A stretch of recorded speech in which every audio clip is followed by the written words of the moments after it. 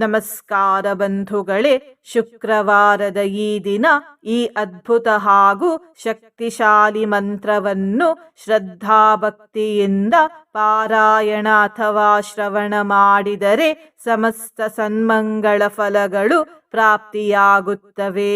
ಸರ್ವ ಆಪತ್ತು ನಿವಾರಣೆಯಾಗುತ್ತದೆ, ಜೀವನ ಪಾವನವಾಗುತ್ತದೆ, ಪಾಪನಾಶವಾಗುತ್ತದೆ ಮತ್ತು ಅಪಾರ ಧನಲಾಭವಾಗುತ್ತದೆ. ಇದು ಶ್ರೀ ತುಳಸಿ ತಾಯಿಯ ಮಂತ್ರ. ಈ ಮಂತ್ರವನ್ನು ಇಂದು ತಪ್ಪದೆ 3 ಹೊತ್ತು ಆದಷ್ಟು ಹೆಚ್ಚು ಬಾರಿ ಶ್ರದ್ಧಾಭಕ್ತಿಯಿಂದ ಪಾರಾಯಣ ಅಥವಾ ಶ್ರವಣ ಮಾಡಿ ಬಂಧುಗಳೇ. ಇಂದಿನ ಮನೆಮದ್ದು ಹೀಗಿದೆ. ವಿದ್ಯಾರ್ಥಿಗಳಿಗೆ ಜ್ಞಾಪಕ ಶಕ್ತಿ ಚೆನ್ನಾಗಿರುವುದು ತುಂಬಾ ಮುಖ್ಯ. ಹಾಗಾಗಿ ಮಕ್ಕಳಿಗೆ ಮತ್ತು ವಿದ್ಯಾರ್ಥಿಗಳಿಗೆ ವಾರದಲ್ಲಿ 2 ಅಥವಾ 3 ಬಾರಿ ಸೇಬು ಹಣ್ಣನ್ನು ತಿನ್ನಲು ಕೊಡಿ. ಸೇಬು ಹಣ್ಣನ್ನು ನಿಯಮಿತವಾಗಿ ಸೇವಿಸಿದರೆ ಜ್ಞಾಪಕ ಶಕ್ತಿ ಹೆಚ್ಚಾಗುತ್ತದೆ. ಬಂಧುಗಳೇ, ನೀವು ಚಾನಲಿಗೆ ಹೊಸದಾಗಿ ಬಂದಿದ್ದರೆ ಚಾನಲ್ ಅನ್ನು ಸಬ್ಸ್ಕ್ರೈಬ್ ಮಾಡಿ, ಹತ್ತಿರ ಇರುವ ಬೆಲ್ ಬಟನ್ ಪ್ರೆಸ್ ಮಾಡಿ, ಆಲ್ ಅನ್ನುವ ಆಪ್ಷನ್ ಅನ್ನು ಸೆಲೆಕ್ಟ್ ಮಾಡಿ. ನೀವು ಸಬ್ಸ್ಕ್ರೈಬ್ ಮಾಡಿದರೆ ನಮಗೂ ಇನ್ನೂ ಹೆಚ್ಚು ವಿಡಿಯೋ ಮಾಡಲು ಸ್ಫೂರ್ತಿ ಸಿಗುತ್ತದೆ ಮತ್ತು ನಿಮಗೂ ನಮ್ಮ ಹೊಸ ವಿಡಿಯೋ ಅಪ್ಲೋಡ್ ಆದ ತಕ್ಷಣವೇ ಸಿಗುತ್ತದೆ. ಮಂತ್ರಶ್ರವಣ ಮಾಡುವಾಗ ನಮೋ ಶ್ರೀ ತುಳಸಿ ತಾಯಿ ಎಂದು ಕಮೆಂಟ್ ಮಾಡಿ ಬಂಧುಗಳೇ. ಮಂತ್ರ ಪಾರಾಯಣವನ್ನು ಶುರು ಮಾಡೋಣ. ತುಳಸಿ ಪಾತು ಮಾಂ ನಿತ್ಯಂ ಸರ್ವಾಪದ್ಭ್ಯೋಪಿ ಸರ್ವದಾ, ಕೀರ್ತಿತಾ ವಾಪಿ ಸ್ಮೃತಾ ವಾಪಿ ಪವಿತ್ರಯತೆ ಮಾನವಂ. ತುಳಸಿ ಪಾತು ಮಾಂ ನಿತ್ಯಂ ಸರ್ವಾಪದ್ಭ್ಯೋಪಿ ಸರ್ವದಾ, ಕೀರ್ತಿತಾ ವಾಪಿ ಸ್ಮೃತಾ ವಾಪಿ ಪವಿತ್ರಯತೆ ಮಾನವಂ. ತುಳಸಿ ಪಾತು ಮಾಂ ನಿತ್ಯಂ ಸರ್ವಾಪದ್ಭ್ಯೋಪಿ ಸರ್ವದಾ, ಕೀರ್ತಿತಾ ವಾಪಿ ಸ್ಮೃತಾ ವಾಪಿ ಪವಿತ್ರಯತೆ ಮಾನವಂ. ತುಳಸಿ ಪಾತು ಮಾಂ ನಿತ್ಯಂ ಸರ್ವಾಪದ್ಭ್ಯೋಪಿ ಸರ್ವದಾ, ಕೀರ್ತಿತಾ ವಾಪಿ ಸ್ಮೃತಾ ವಾಪಿ ಪವಿತ್ರಯತೆ ಮಾನವಂ. ತುಳಸಿ ಪಾತು ಮಾಂ ನಿತ್ಯಂ ಸರ್ವಾಪದ್ಭ್ಯೋಪಿ ಸರ್ವದಾ, ಕೀರ್ತಿತಾ ವಾಪಿ ಸ್ಮೃತಾ ವಾಪಿ ಪವಿತ್ರಯತೆ ಮಾನವಂ. ತುಳಸಿ ಪಾತು ಮಾಂ ನಿತ್ಯಂ ಸರ್ವಾಪದ್ಭ್ಯೋಪಿ ಸರ್ವದಾ, ಕೀರ್ತಿತಾ ವಾಪಿ ಸ್ಮೃತಾ ವಾಪಿ ಪವಿತ್ರಯತೆ ಮಾನವಂ. ತುಳಸಿ ಪಾತು ಮಾಂ ನಿತ್ಯಂ ಸರ್ವಾಪದ್ಭ್ಯೋಪಿ ಸರ್ವದಾ, ಕೀರ್ತಿತಾ ವಾಪಿ ಸ್ಮೃತಾ ವಾಪಿ ಪವಿತ್ರಯತೆ ಮಾನವಂ.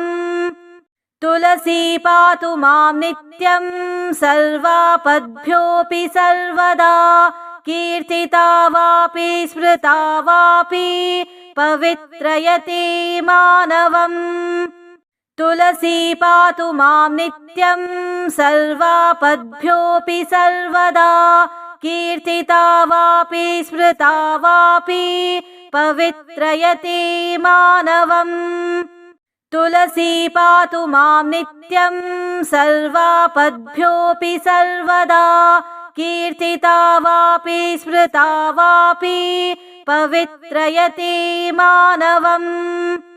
ತುಳಸಿ ಪಾತು ಮಾಂ ನಿತ್ಯಂ ಸರ್ವಾಪದ್ಭ್ಯೋಪಿ ಸರ್ವದಾ, ಕೀರ್ತಿತಾ ವಾಪಿ ಸ್ಮೃತಾ ವಾಪಿ ಪವಿತ್ರಯತೆ ಮಾನವಂ. ತುಳಸಿ ಪಾತು ಮಾಂ ನಿತ್ಯಂ ಸರ್ವಾಪದ್ಭ್ಯೋಪಿ ಸರ್ವದಾ, ಕೀರ್ತಿತಾ ವಾಪಿ ಸ್ಮೃತಾ ವಾಪಿ ಪವಿತ್ರಯತೆ ಮಾನವಂ.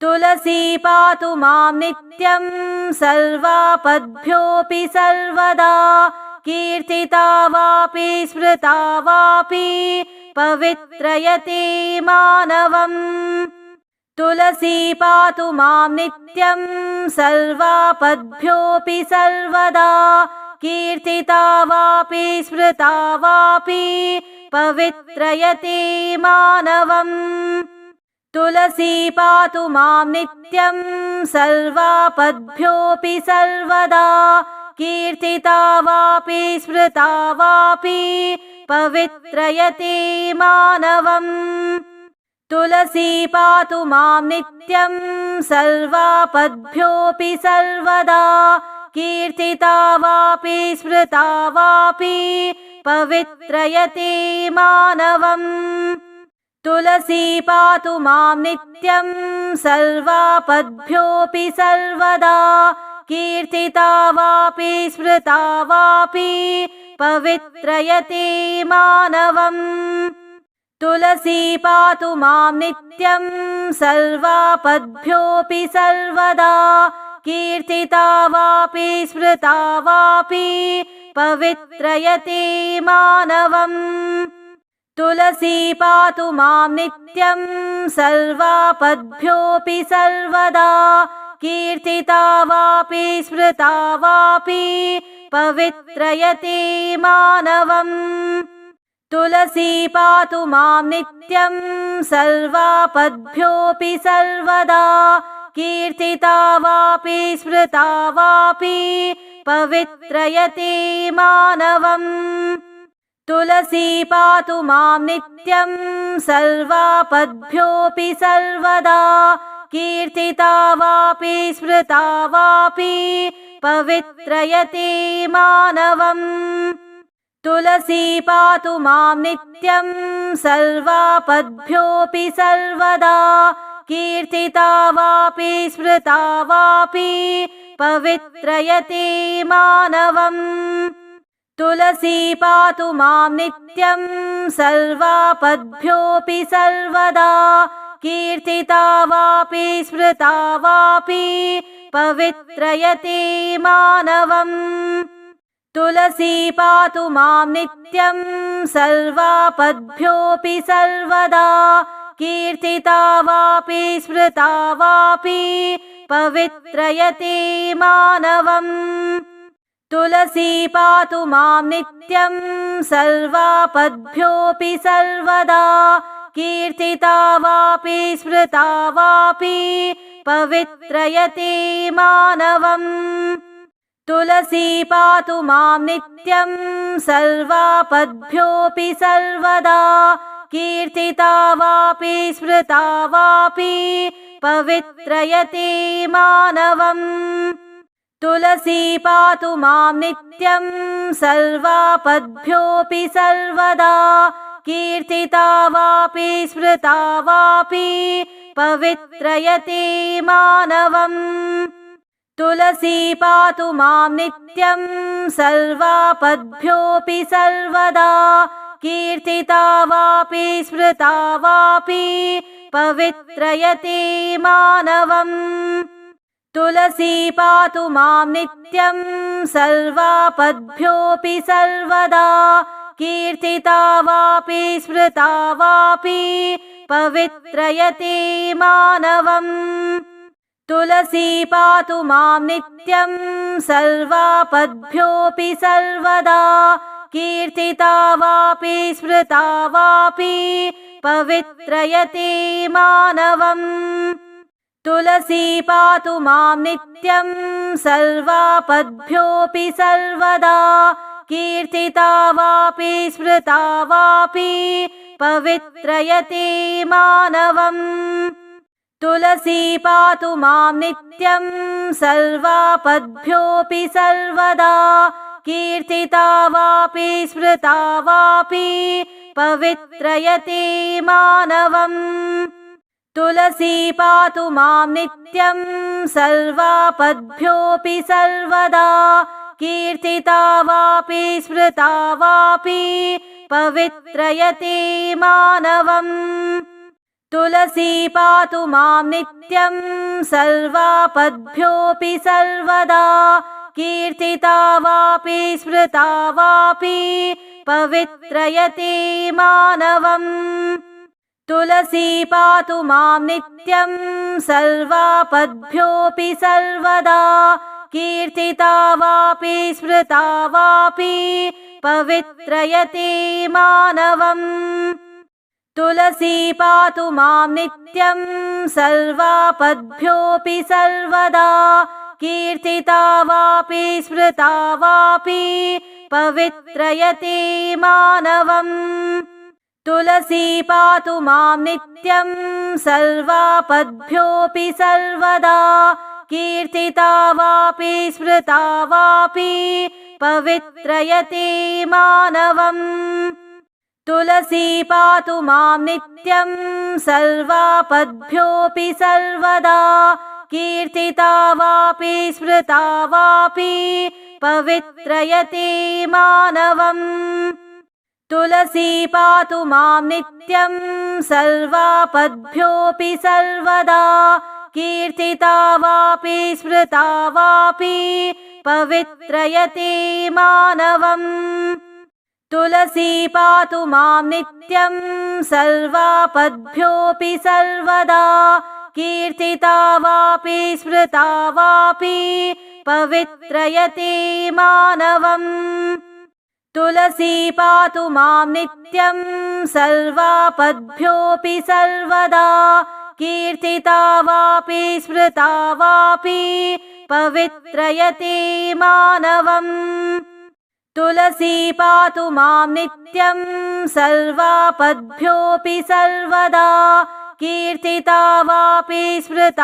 वापि पवित्रयते मानवम् तुलसी पातु मां नित्यं सर्वापद्भ्योऽपि सर्वदा कीर्तिता वापि स्मृता वापि पवित्रयते मानवम् तुलसी पातु मां नित्यं सर्वापद्भ्योऽपि सर्वदा कीर्तिता वापि स्मृता वापि पवित्रयते मानवम् तुलसी पातु मां नित्यं सर्वापद्भ्योऽपि सर्वदा कीर्तिता वापि स्मृता वापि पवित्रयते मानवम् तुलसी पातु मां नित्यं सर्वापद्भ्योऽपि सर्वदा कीर्तिता वापि स्मृता वापि पवित्रयते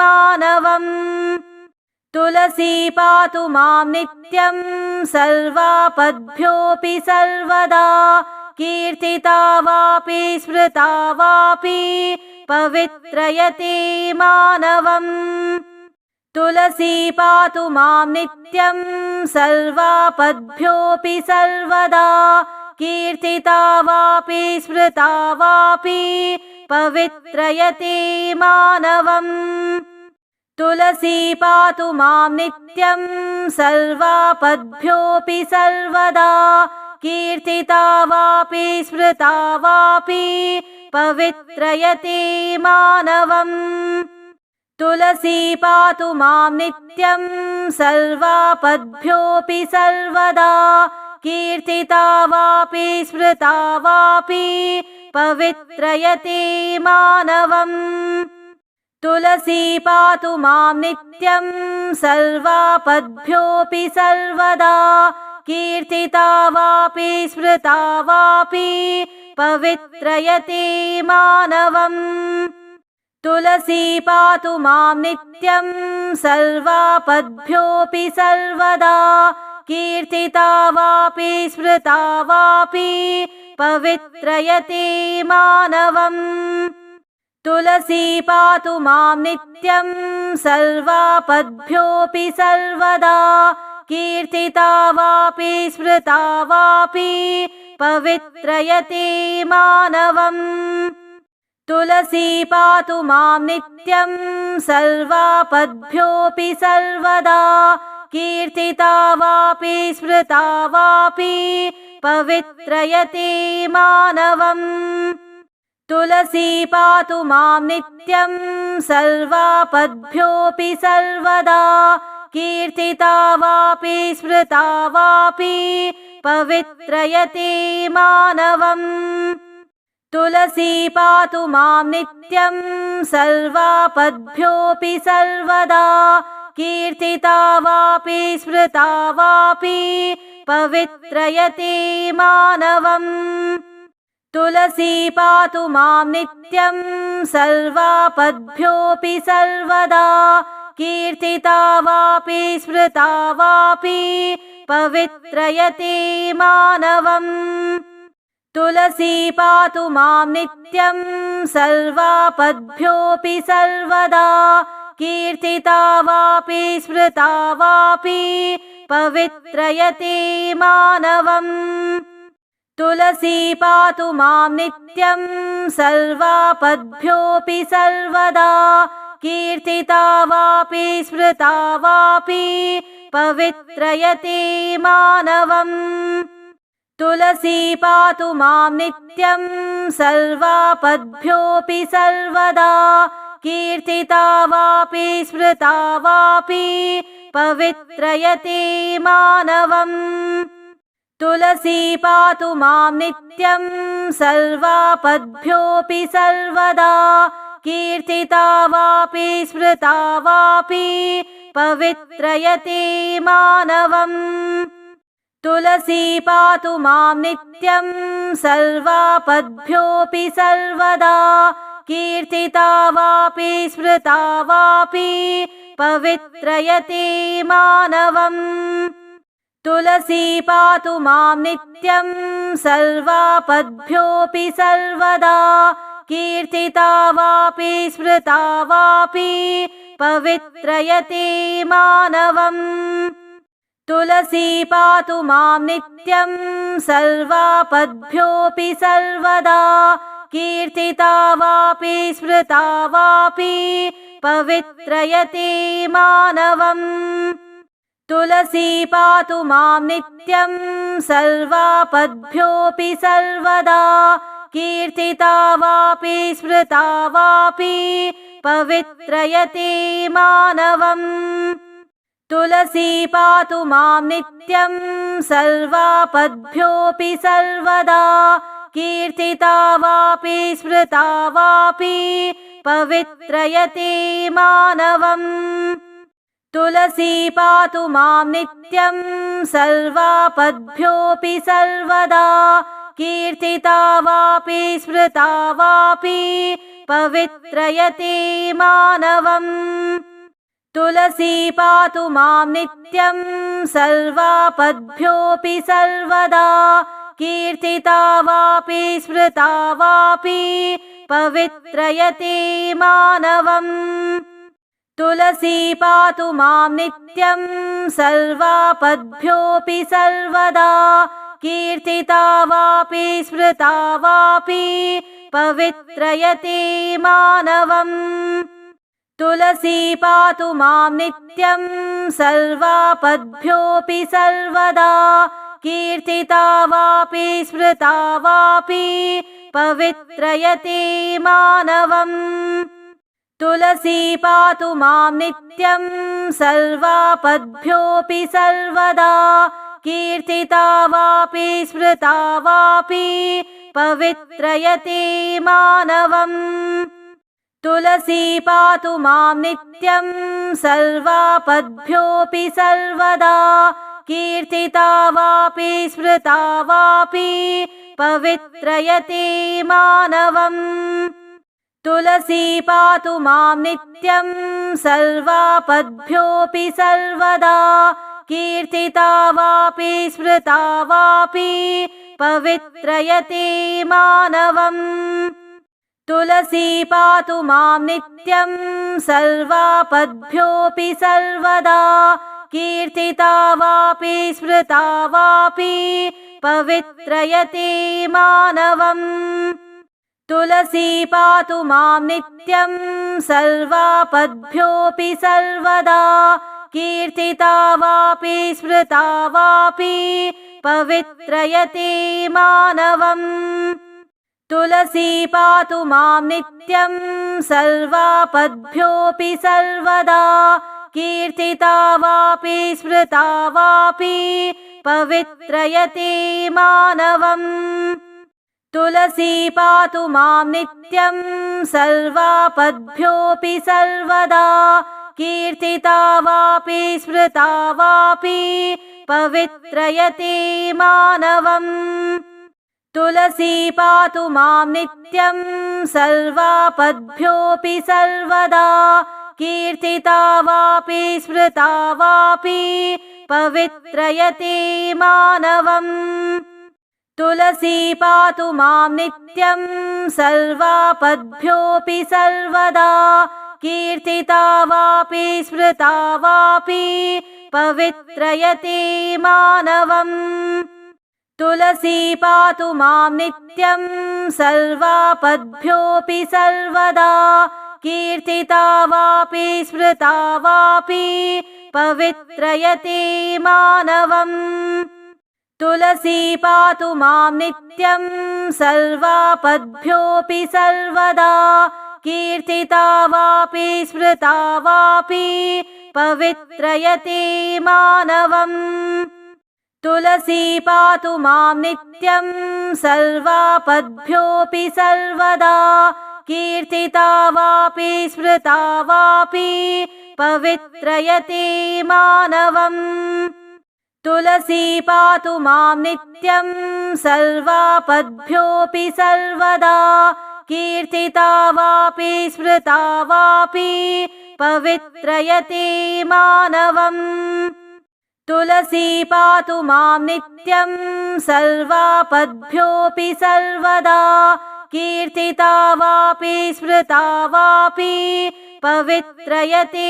मानवम् तुलसी पातु मां नित्यं सर्वापद्भ्योऽपि सर्वदा कीर्तिता वापि स्मृता वापि पवित्रयते मानवम् तुलसी पातु मां नित्यं सर्वापद्भ्योऽपि सर्वदा कीर्तिता वापि स्मृता वापि पवित्रयते मानवम् तुलसी पातु मां नित्यं सर्वापद्भ्योऽपि सर्वदा कीर्तिता वापि स्मृता वापि पवित्रयते मानवम् तुलसी पातु मां नित्यं सर्वापद्भ्योऽपि सर्वदा कीर्तिता वापि स्मृता वापि पवित्रयते मानवम् तुलसी पातु मां नित्यं सर्वापद्भ्योऽपि सर्वदा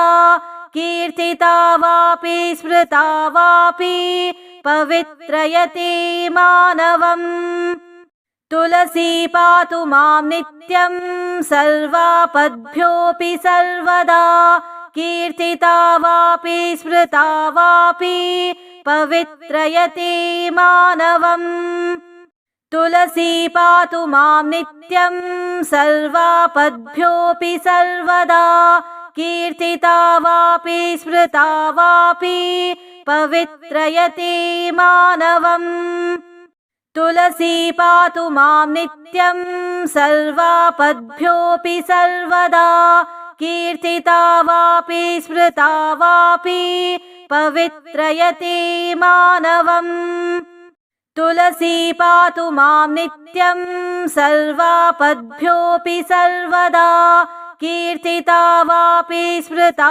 वापि पवित्रयते मानवम् तुलसी पातु मां नित्यं सर्वापद्भ्योऽपि सर्वदा कीर्तिता वापि स्मृता वापि पवित्रयते मानवम् तुलसी पातु मां नित्यं सर्वापद्भ्योऽपि सर्वदा कीर्तिता वापि स्मृता वापि पवित्रयते मानवम् तुलसी पातु मां नित्यं सर्वापद्भ्योऽपि सर्वदा कीर्तिता वापि स्मृता वापि पवित्रयते मानवम् तुलसी पातु मां नित्यं सर्वापद्भ्योऽपि सर्वदा कीर्तिता वापि स्मृता वापि पवित्रयति मानवम्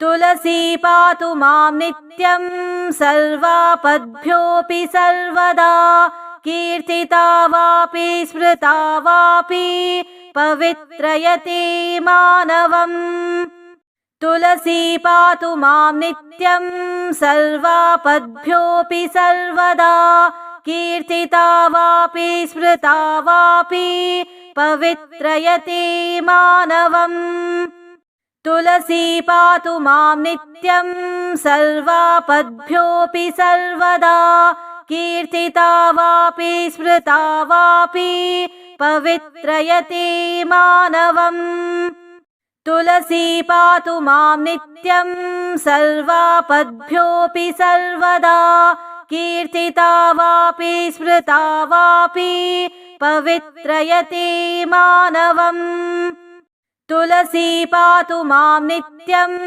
सर्वापद्भ्योऽपि सर्वदा कीर्तिता वापि स्मृता वापि पवित्रयति मानवम्